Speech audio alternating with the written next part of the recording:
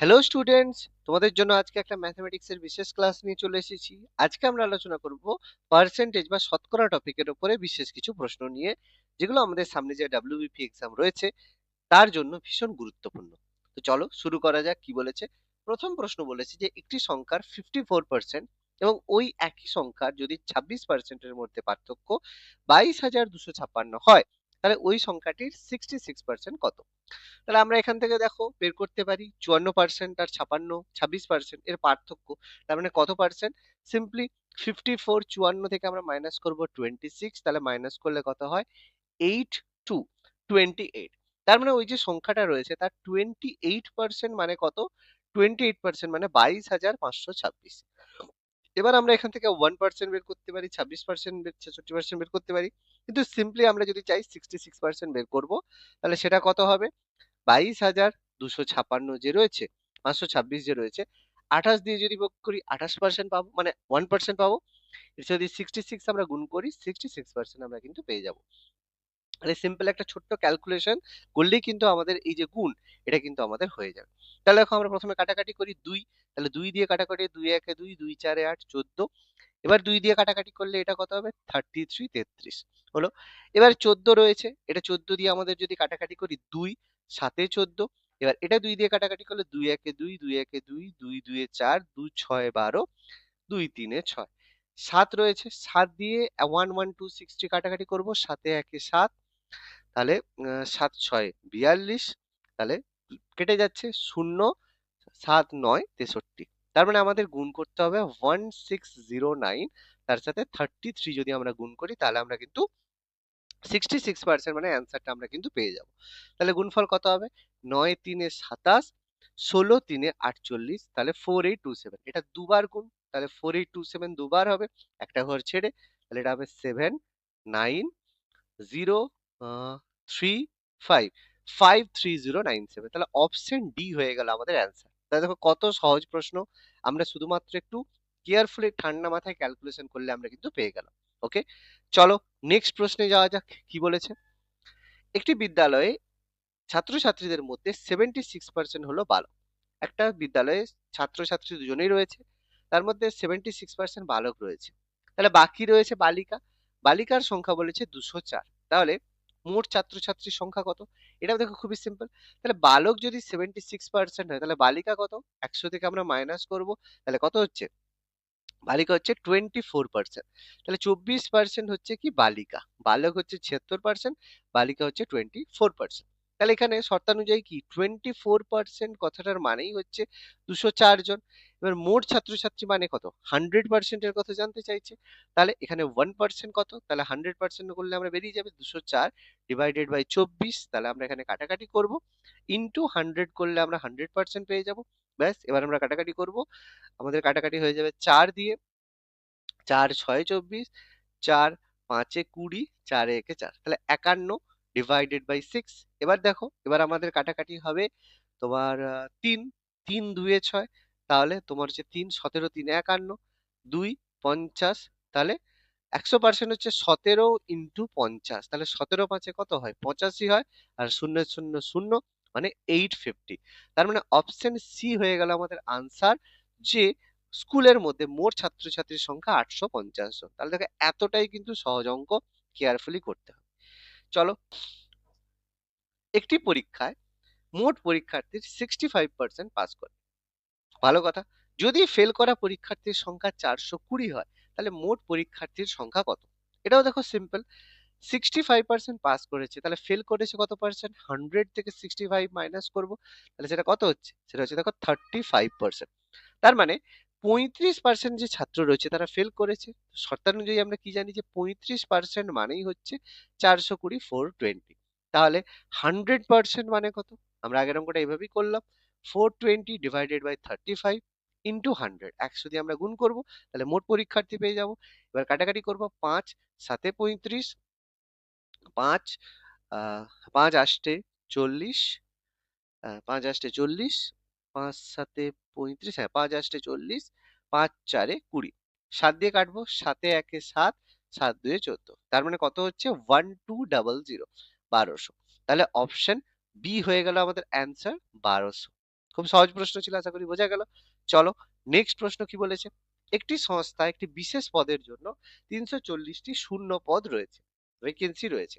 অভিজ্ঞতা দেখে 15% ইন্টারভিউ দেওয়া প্রার্থীকে বাতিল দেওয়া হয়। শূন্য পদগুলি পূরণের জন্য কতজন প্রার্থীর ইন্টারভিউ নিতে হবে? এক্ষেত্রে দেখো, মনে হতে পারে 340টা শূন্য পদ রয়েছে, 15% বাদ দেওয়া হয়েছে, তাহলে 15% মাইনাস করে আমরা উত্তর বের করে নেবো। কিন্তু এখানে তো ব্যাপারটা সেরকম নয়। ব্যাপারটা একটু ভালো করে পড়বে, ভুল এখানে কিন্তু হয়ে যাবে। ব্যাপারটা হচ্ছে 340টা যদি শূন্য পদ হয়, যার মধ্যে 15%কে বাদ দেওয়া হয়েছে, তার মানে ইন্টারভিউতে বেশি পার্সেন্ট দিয়েছে, তাদের মধ্য থেকে আমরা 340টা শূন্য পদ বেছে নেব। তার মানে 340 যে সংখ্যা রয়েছে তার মধ্যে 15% বাদ গিয়েছে, মানে 85। কিন্তু আমাদের তো বেশি, সেই জন্য 100/85 দিয়ে গুণ করতে হবে। যদি কেউ তো 15%কে মোট পরীক্ষার্থী যারা দিয়েছে তাদের থেকে বাদ দিত, তাহলে আমরা 85/100 দিয়ে গুণ করতাম। কিন্তু ইন্টারভিউ জিতে বলেছে, তাহলে 100/85 দিয়ে কিন্তু গুণ করতে হবে। এটা যেন ভুল না হয়, কেয়ারফুলি এটা দেখতে হবে। ব্যাস, এবার আমরা সলভ করে নেবো। 5 দিয়ে কাটাকাটি করব। 5 এ 1 5, 17 5 85, 5 2 এ 10, 0, 17 2 এ 34, 20, তাহলে 20 20 গুণ করলে হলো 400। মানে অপশন সি হয়ে গেল অ্যান্সার। মানে 400 জন ইন্টারভিউ দিতে এসেছিল, যার মধ্যে থেকে 340টা শূন্য পদ কিন্তু বেছে নেওয়া হয়েছে। সহজ প্রশ্ন, বোঝা গেল। চলো নেক্সট প্রশ্ন কি বলেছে। একটি পরীক্ষায় রাজন 76% এবং সোনিয়া 480% নাম্বার পেয়েছিল। পরীক্ষার্থীর পরীক্ষার্থীর সর্বোচ্চ নম্বর ছিল রাজন এবং সোনিয়ার প্রাপ্ত নম্বরের সমান। তাহলে পরীক্ষার্থীতে রাজন কত পেয়েছিল? দেখো সহজ প্রশ্ন, একটু ভালো করে দেখবে। এক্সাম হয়েছে, এক্সামে যে রাজন সে পেয়েছে 76%, আর সোনিয়া বাকি 480। তাহলে সোনিয়ার কত পার্সেন্ট? 100 থেকে আমরা যদি 76 বাদ দিই হবে 24%। তাহলে 24% মানেই যেটা সোনিয়া 480 নাম্বার পেয়েছে। তাহলে সিম্পলি বোঝা গেছে। তাহলে এখান থেকে বলতেই পারি 1% মানে 20 নাম্বার। খুব সিম্পল, দেখো এক চান্সেই বেরিয়ে গেল।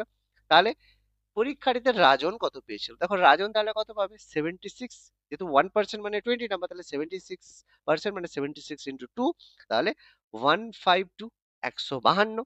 ঠিক আছে, তাহলে 152, কিন্তু 152 তো এখানে 20, তাহলে আমাদের আরেকটা জিরো লাগাতে হবে, তাহলে 1520। অপশন বি হয়ে গেল আমাদের অ্যান্সার। দেখো এতটাই কিন্তু সহজ প্রশ্ন ছিল। ওকে, নেক্সট প্রশ্ন কি বলেছে। একটি ব্যাটসম্যান, প্রত্যেকে ক্রিকেট খেলা দেখো, একটি ব্যাটসম্যান 110 রান করেছিল, যার মধ্যে 3টি 4 এবং 8টি 6 ছিল। তার মোট রানের কত পার্সেন্ট সে দুটি উইকেটের মধ্যে দৌড়ে, মানে রানিং বিটুইন দা উইকেটের মধ্যে করেছে? তাহলে দেখো, সে কি করেছে, 3টে 4 মেরেছে, তাহলে 4 মেরে কত রান করেছে? 3 4 এ 12 রান করেছে। 8টা 6 মেরেছে, তাহলে 8 6 48 রান সে মেরেছে। তার মানে 4 আর 6 মিলে সে কত রান করেছে? মোট 60 রান সে কিন্তু করেছে। দেখো খুব সিম্পল। তার মানে সে 110 রানের মধ্যে 60 রান দৌড়ে করেছে, মানে মেরে 4 আর 6 মেরে করেছে। তাহলে বাকি কত রান সে দৌড়ে করেছে? তাহলে 110 থেকে আমরা 60টাকে বাদ দেব, তাহলে সেটা কত হবে? 50। তার মানে 110 রানের মধ্যে সে 50 রান দৌড়ে করেছে। তাহলে সেটাই আমাদের পার্সেন্টেজ বের করতে হবে। তাহলে 50 ডিভাইডেড বাই 110 ইন্টু 100, এটাই আমাদের বের করতে হবে কত পার্সেন্ট। তাহলে দেখো 0 0 আমরা কেটে দিলাম, তাহলে এটা কত হয়ে গেল? 500 ডিভাইডেড বাই 11, মানে 11 4 11 4 44, তাহলে আমাদের 60 রয়েছে। 11 4 44, 60 রয়েছে। 11 5 55, তাহলে 45 পূর্ণ 5 এর 11%, মানে অপশন বি হয়ে গেল আমাদের অ্যান্সার। ভীষণ সহজ ছিল। ওকে, নেক্সট প্রশ্ন কি বলেছে। 5% কমিশন বাদ দেওয়ার পর একটি টিভি সেটের দাম হয় 9,595 টাকা। তাহলে এর ধার্য মূল্য কত? তাহলে খুবই সিম্পল, কমিশন দেওয়ার পরে যদি এটা হয়, তাহলে ধার্য মূল্য নিশ্চয়ই বেশি। তাহলে 9595, এর ধার্য মূল্য যেহেতু 5% কমিশন বাদ দিয়ে, তাহলে 100 ডিভাইডেড বাই 95। কতটা কাটাকাটি দেখো, 95 একে 95, 0 95 একে 95, মানে 10100, মানে 10,100 টাকা। মানে এক্ষেত্রে অ্যান্সার হয়ে যাবে অপশন সি, 10,100 টাকা। এতটাই কিন্তু সহজ প্রশ্ন ছিল। নেক্সট প্রশ্ন কি বলেছে দেখা যাক। রিনার বার্ষিক আয়ের 25% অনুভবের মাসিক আয়ের 75% এর সমান। এটা ভালো করে দেখবে, কোশ্চেনটা কিন্তু ভুল হবে কেন, কারণ এক জায়গায় বার্ষিক আয় রয়েছে, এক জায়গায় মাসিক আয় রয়েছে। এটা যেন ভুল না, পরীক্ষায় ঝটপট করতে গিয়ে কিন্তু ভুল হবে।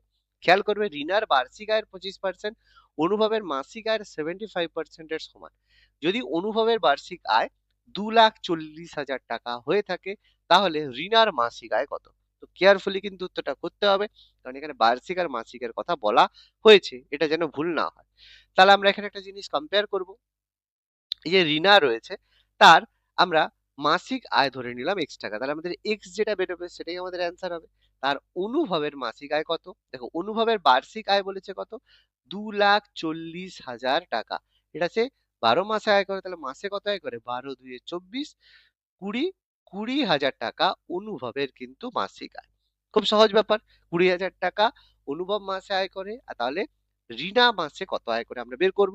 এবার শর্তানুযায়ী কি বলেছে দেখো, রিনার বার্ষিক আয়, রিনা যদি মাসে x টাকা ইনকাম করে, তাহলে বছরে কত টাকা ইনকাম করবে? 12x টাকা ইনকাম করবে, সিম্পল।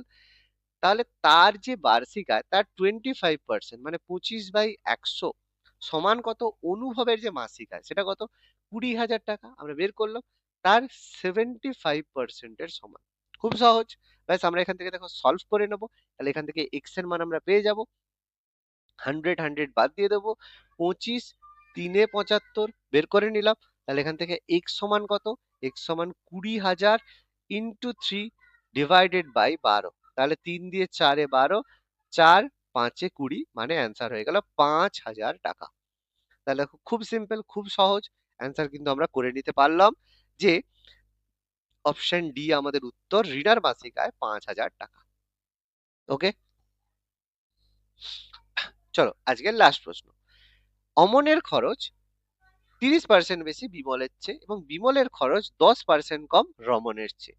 যদি তাদের মোট খরচ 6,447 টাকা হয়, তাহলে আমনের খরচ কত? খুবই সিম্পল, দেখো আমরা এখানে করব আমন, বিমল আর রমেন, তিনটে আমরা করব। এখানে আমরা রমেনকে ধরে নেব 100, খুবই সহজ ব্যাপার। তাহলে বিমল কত হবে? বলেছে বিমলের খরচ 10% কম রমেনের থেকে, তাহলে সেটা কত হবে? 10% মানে 90।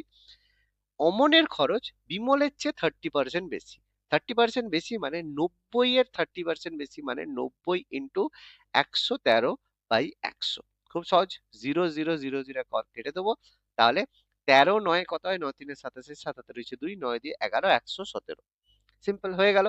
এবার বলছে যদি মোট খরচ 6,447 টাকা হয়, তাহলে আমনের খরচ কত? এক্ষেত্রে দেখো মোট খরচ কত? 117, 90 আর 100, এই তিনটেকে যদি যোগ করি, তাহলে যোগফল কত হচ্ছে? যোগফল হচ্ছে দেখো 7 আর হচ্ছে তোমার 0 3, 307 টাকা, তাই তো? 100 200 300, 307 টাকা হচ্ছে। তাহলে 307 টাকা যখন মোট খরচ, তার মধ্যে আমনের খরচ কত? আমনের খরচ 117 টাকা। এবার মোট খরচ এখানে কত বলেছে? মোট খরচ বলেছে 6,447 টাকা। তাহলে এখান থেকে আমরা আমনের খরচ x বের করে নেব। তাহলে এখান থেকে x সমান কত হবে? x সমান সিম্পলি দেখো কত হচ্ছে? 6,447 ইন্টু 117 ডিভাইডেড বাই 307 টাকা। ব্যাস, এই কাটাকাটিটা করলেই আমাদের কিন্তু অ্যান্সার হয়ে যাবে। এবার দেখো 307 আমরা যদি কাটাকাটি করি, দেখো 307 2 এ 21, তার মানে হবে 117 ইন্টু 21, গুণ করলে কত হচ্ছে? 117 ইন্টু 21 কে গুণ করলে হচ্ছে 2,457 টাকা, মানে অপশন ডি হয়ে গেল আমাদের অ্যান্সার। ওকে, তাহলে আজকের ক্লাসটা কেমন লাগলো তোমরা অবশ্যই কমেন্ট করে জানাও, এবং এই ধরনের যদি আরো ক্লাস পেতে চাও, কোনো টপিকে তোমাদের যদি ডাউট থাকে, তাহলে কমেন্ট করো, তাহলে সেই ধরনের ক্লাস কিন্তু তোমরা অবশ্যই পেয়ে যাবে। ধন্যবাদ।